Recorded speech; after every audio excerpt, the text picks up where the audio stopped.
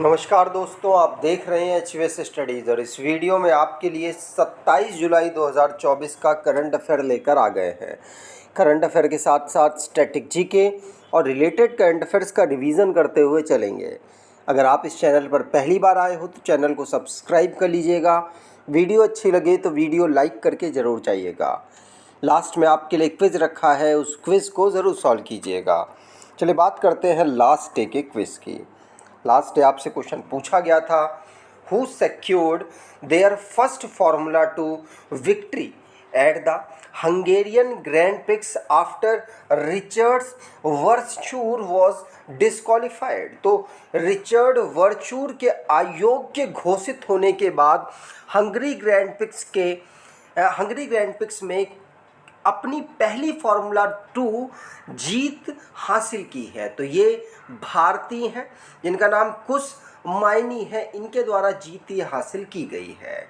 आप सभी ने आंसर सही दिया था और डिटेल में दिया था। आज के पहले क्वेश्चन की बात करें। पहला क्वेश्चन है, who among the following has been re-elected to the International Olympic Committee. तो निम्नलिखित में से किसे अंतर्राष्ट्रीय ओलंपिक समिति के लिए फिर से चुना गया है। तो इंटरनेशनल ओलंपिक कमेटी में पहली भारतीय चुनी गई थी पिछली बार और दोबारा से ये चुनी गई हैं, जिनका नाम नीता अंबानी है। नीता अंबानी जिनको इंटरनेशनल ओलंपिक कमेटी में यूनिनैमिसली सभी ने एक साथ एक स्वर में इनको चुना है और ये दूसरे टर्म के लिए चुनी गई हैं।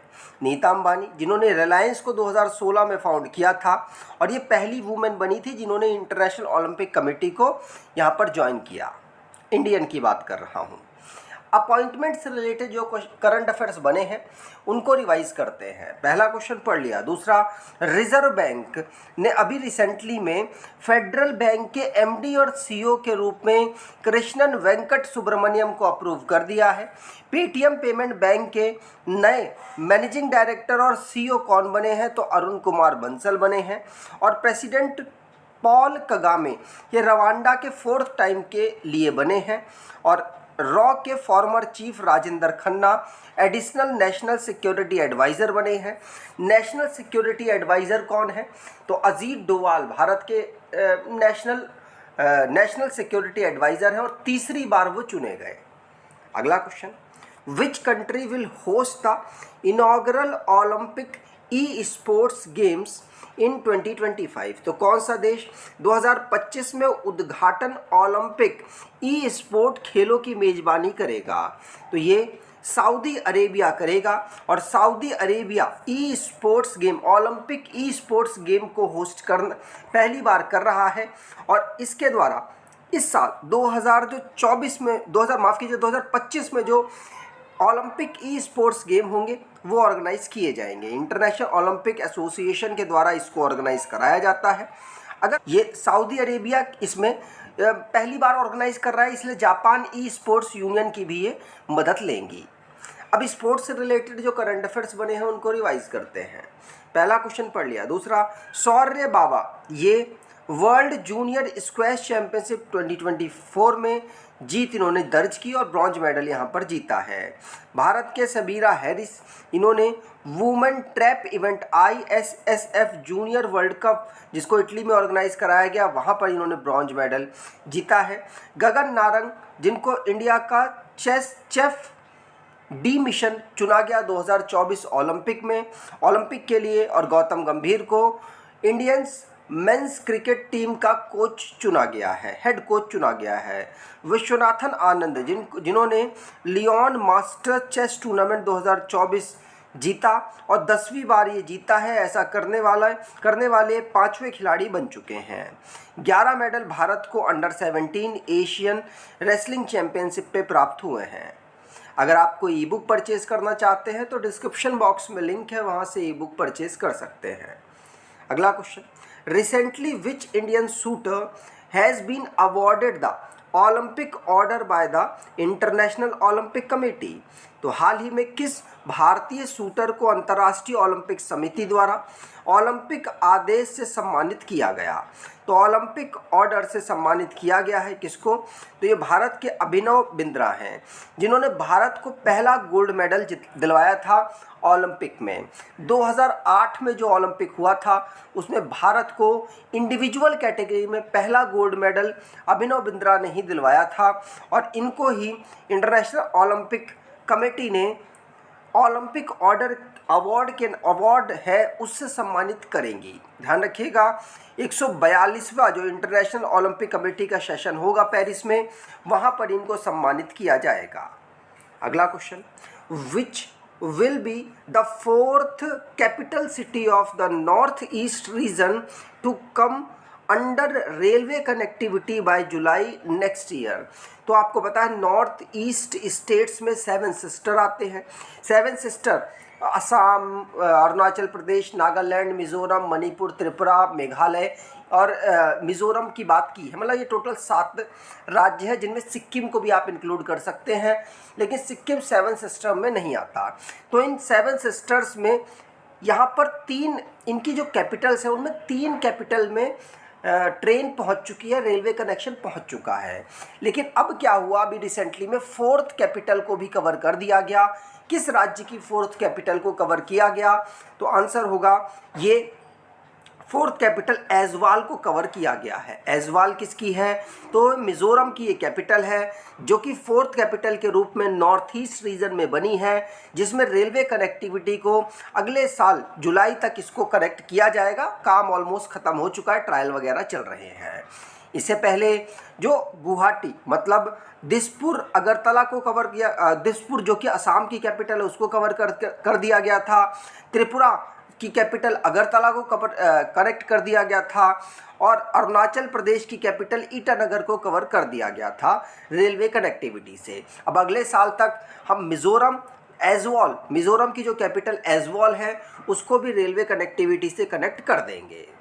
अगला question, who build the 2 advanced Tripput class ships for the Indian Navy? तो भारतीय नौसेना के लिए 2 उन्नत त्रिपुस्त श्रेणी के जहाज़ों का निर्माण किसने किया है? तो इसमें भारत सरकार का जो कोलैबोरेशन है वो गोवा शिपयार्ड लिमिटेड के साथ हुआ था, जो कि Triput class ship Indian navy के लिए डेवलप करेंगे, और अभी रिसेंटली में उन्होंने लॉन्च इसको कर दिया है। 2 ट्राइपुट क्लास एडवांस शिप को यहाँ पर इंडियन नेवी के लिए लॉन्च किया गया, जिसमें मिनिस्ट्री ऑफ डिफेंस जो कि राजनाथ सिंह जी संभाल रहे हैं उनका और साथ साथ गोवा शिपयार्ड लिमिटेड का साइन अप हुआ था 2019 में कि ट्राइपुट क्लास की शिप 2 एडवांस लेवल की डेवलप करेंगे, और उन्होंने कर दी है। अगला question, in which year was the angel tax introduced to curb black money laundering through inflation share sales? तो शेयर बिक्री में वृद्धि के माध्यम से काले धन को वैध बनाने पर अंकुश लगाने के लिए एंजल टैक्स किस वर्ष लागू किया गया था? तो एंजल टैक्स क्या होता है? कोई नई फर्म है, उसको पैसा चाहिए, तो मार्केट से वो क्या करती है, आईपीओ वगैरह क्रिएट करके वो मार्केट से पैसा उठा लेती थी। अब जब मार्केट से जो पैसा उठाया जाता था उस पर टैक्स लगता था, तो टैक्स जो लगता था उसी टैक्स को कहा जाता था एंजल टैक्स। इसमें निगरानी रखने के लिए सरकार ने ऐसा किया था, लेकिन लोगों का जो इन्वेस्टमेंट है, जो नई कंपनी में इन्वेस्टमेंट है, वो थोड़ा सा डिग्रेड हुआ था, कम हुआ था, इसीलिए उस टैक्स को हटा दिया गया। इससे लोग ज़्यादा प्रोत्साहित होंगे नई फर्म में पैसा डालने के लिए। और इस एंजल टैक्स को 2012 में इंट्रोड्यूस किया गया था, 2012 से हटाने की बात कही जा रही थी, अब एंजल टैक्स को अबॉलिश कर दिया गया है। इसकी बात करें तो ये जो हमारा टैक्स एक्ट है 1961, इनकम टैक्स एक्ट 1961, उसके सेक्शन 56(2) के 7th B में आता है। अब उसको यहाँ पर हटा दिया गया। मेन फोकस ये था कि ब्लैक मनी जो है कंपनी के अंदर डाल दी जाती है, लोगों के द्वारा पैसा डाल दिया जाता है, तो उसे रोका जा सके, लेकिन उससे मार्केट में जो इन्वेस्टमेंट है नई कंपनीज़ में वो डिग्रेड हुआ था, अब इसको इसलिए हटा दिया गया। ठीक, आगे बात करें। अगला question, What rank does India hold in the Henley passport index for 2024? तो 2024 के लिए हेनले पासपोर्ट सूचकांक में भारत कौन से स्थान पर है? तो हेनले पासपोर्ट सूचकांक में भारत की रैंक 82 रही है। कितनी? 82 रही है। याद रखिएगा, भारत के पासपोर्ट का आप यूज़ करके जो 58 कंट्रीज़ है, 58 कंट्रीज़ हैं, उनमें आप बिना वीज़ा के वीज़ा फ्री एंट्री कर सकते हैं। अगर टॉप कंट्रीज़ की बात करें तो टॉप कंट्रीज़ हैं 6, जिनमें France, Germany, Italy, Spain, Japan और सिंगापुर आते हैं। इनके पासपोर्ट का आप यूज़ करके 195 डेस्टिनेशन में या कंट्रीज़ में आप बिना वीज़ा के जा सकते हैं। लास्ट ईयर भारत की जो रैंकिंग हुई थी, हर 4-4 महीने के अंतराल में रैंकिंग जारी होती है, उनमें 85th लास्ट रैंकिंग भारत की 85th रही थी। इस बार सबसे पावरफुल की तो बात कर ली, सबसे कम पावरफुल में अफ़गानिस्तान का पासपोर्ट रहा, जिसको 104 रैंक प्राप्त हुई है। इनके पासपोर्ट का आप यूज़ करके 28 कंट्रीज़ में विदाउट वीज़ा जा सकते हैं। सीरिया, उसके बाद सीरिया लीस्ट पावरफुल पासपोर्ट में है, फिर इराक, फिर पाकिस्तान और फिर यमन का नंबर आता है। अगला question, national mission on cultural mapping recently seen in the news is a scheme administered by which ministry? तो हाल ही में खबरों में रहा राष्ट्रीय सांस्कृतिक मानचित्रण मिशन किस मंत्रालय द्वारा प्रकाशित योजना है? तो ये मिनिस्ट्री ऑफ कल्चर के द्वारा प्रकाशित एक योजना है, मानचित्रण मिशन। सांस्कृतिक मानचित्रण मतलब संस्कृति को यहाँ पर हमारे मैपिंग के माध्यम से दिखाया जाएगा, जिससे कि जो वहाँ का आर्ट है, वहाँ का आर्ट फॉर्म है, उसको प्रमोट किया जा सके। और आईटी की मदद से ऐसा किया जाएगा, जिससे कि मैपिंग होगी और वहाँ पर लोगों में कल्चर हेरिटेज, कल्चर से रिलेटेड अवेयरनेस फैलेगी, जिससे लोग वहाँ पर टूरिज्म सेक्टर भी बढ़ेगा, उसकी तरफ आकर्षित, उस कल्चर की तरफ आकर्षित भी होंगे और बहुत सारे फ़ायदे मिलेंगे, जिससे कि उस कल्चर, जो विलुप्त होने वाला लगभग कल्चर है, उसको भी बचाया जा सकेगा। अगला question, the government has targeted to open how many Pradhanmantri Bharatiya Janaushadhi Kendra across the country by March 31, 2027? तो सरकार ने 31 मार्च 2027 तक देश भर में कितने प्रधानमंत्री भारतीय जन औषधि केंद्र खोलने का लक्ष्य रखा है? तो भारत सरकार ने ये लक्ष्य रखा है 25,000 जन औषधि केंद्र खोलने का। इसके माध्यम से सस्ती और उत्तम दवाइयाँ मिलती हैं, जिसमें होता क्या है, जिसमें जो केमिकल है ब्रांडेड कंपनियों का, वैसा ही केमिकल उनमें यूज़ किया जाता है, बस ब्रांड नहीं होता इसमें। इसीलिए ये जन औषधि केंद्र में भारत सरकार के अंतर्गत मतलब एक छोटी छोटी ब्रांडिंग दे दी गई है, छोटे छोटे फ्रेंचाइजीज दे दी गई हैं, उससे लोग खोल लेते हैं और उनको सस्ती दवाइयाँ मिलती हैं, तो आगे सस्ती दवाइयाँ ही बेचते हैं। ठीक, और अब कितना खोलने का लक्ष्य है? तो ये खोलने का लक्ष्य है लगभग 25,000 2027 तक। Minister of state for chemical and fertiliser Anupriya Patel के द्वारा ये अनाउंसमेंट की गई है। आगे बात करें, अगला question, which day is observed as national income tax day every year? तो हर वर्ष किस दिन को राष्ट्रीय आयकर दिवस के रूप में मनाया जाता है? तो ये हम हर साल 24 जुलाई को ऑब्जर्व करते हैं राष्ट्रीय आयकर दिवस के रूप में, नेशनल इनकम टैक्स डे के रूप में। सर जेम्स विलियम्स ने 1860 में इनकम टैक्स को इम्पोज किया था पहली बार, और 150 साल पूरे हुए थे 2010 में। तभी से हम इसको पहली बार ऑब्जर्व कर रहे हैं, और उसके बाद हम इस डे को 24 जुलाई को हर साल ऑब्जर्व करते आ रहे हैं। आगे बात करें, अब लास्ट डे के करंट अफेयर्स को रिवाइज करें तो फेडरल बैंक के सीईओ और एमडी बन गए हैं Krishnan Venkat Subramaniam. Indian institute of spices research, जिसने अभी रिसेंटली में हॉर्टिकल्चर साइंस की फील्ड में बेस्ट टेक्नोलॉजी अवार्ड प्राप्त किया है। 58,900 करोड़ रुपया बिहार को यूनियन बजट में अभी रिसेंटली में अनाउंस किया गया। दरबार हॉल जो कि राष्ट्रपति भवन में है, उसका नाम गणतंत्र मंडप अब रखा जाएगा। और कुश माइनी जो कि भारतीय हैं, ये पहले फार्मूला 2 विक्ट्री इन्होंने प्राप्त की है हंगेरियन ग्रैंड प्रिक्स के रूप में। और नेपाल में upper Karnali hydrogen electric power project है जो कि इरेडा इसमें इन्वेस्ट कर रहा है, इसकी वजह से चर्चाओं में रहा। भारतीय सरकार की इरेडा एक कंपनी है जो रिन्यूएबल एनर्जी के क्षेत्र में काम करती है। सिक्किम में मैंडेटरी हो गया है कि अगर आप अपने व्हीकल से घूमने जाते हैं तो आपको गार्बेज बैग रखना पड़ेगा। अगर चेकिंग में आप पाए जाते हैं कि आपके पास गार्बेज बैग नहीं है तो आप पर पेनल्टी लगाई जा सकती है।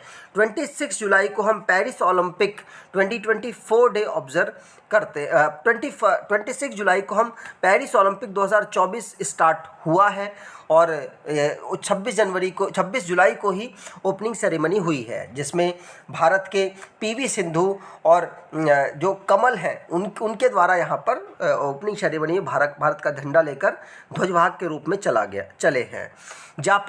जापान के साइंटिस्ट ने यहाँ पर रोबोट फेस में जो लिविंग स्किन है उसको यहाँ पर डेवलप किया है जिससे कि रोबोट बिल्कुल ह्यूमन जैसा दिखाई दे। 22 जुलाई को हम Indian national flag adopt day observe करते हैं क्योंकि इसी दिन हमने 1947 को भारत का झंडा अडॉप्ट किया था। आज के क्विज की बात करें तो विच country will host the inaugural Olympic e sports game in 2025? तो कौन सा देश 2025 में उद्घाटन ओलंपिक ई स्पोर्ट्स खेलों की मेजबानी करेगा? कमेंट बॉक्स में डिटेल में आंसर दीजिएगा। अगर आपको ये वीडियो अच्छी लगी है तो आपसे अनुरोध करूंगा वीडियो को लाइक कर दीजिएगा, चैनल को सब्सक्राइब कर लीजिएगा। धन्यवाद।